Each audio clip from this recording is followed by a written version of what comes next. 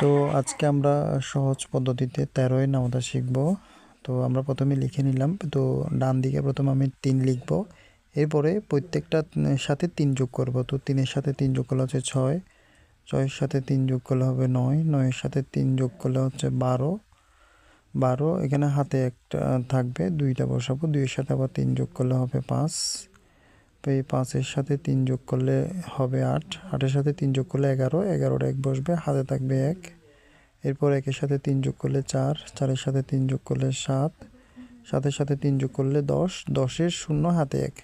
ঠিক আছে, তো এখন আমরা উপর থেকে প্রথমে বসাবো 1, 1 এর পরে হচ্ছে 2, 2 এর পরে আমরা লিখব 3, 3 এর পরে 4 হবে, বাট ওই যে হাতে 1 ছিল সেটা যোগ হয়ে 4 এর সাথে তাহলে হবে 5, এরপর 6, তারপর 7, এরপর 8 হওয়ার কথা, বাট ওই 8 এর সাথে হাতে একটা যোগ করতে হবে, তাহলে হবে 9, 9 এর পরে হচ্ছে 10, এরপর আমরা লিখব 11, 11 পরে 12 না বসে 12-এর সাথে হাতের একটা যোগ হয়ে কত হবে, তাহলে হচ্ছে 13। ঠিক আছে, অর্থাৎ প্রত্যেকবার আমরা তোমার কি প্রথমে 3 যোগ করে লিখবো আর কি, এরপর হাতে একটা যোগ করে লিখব।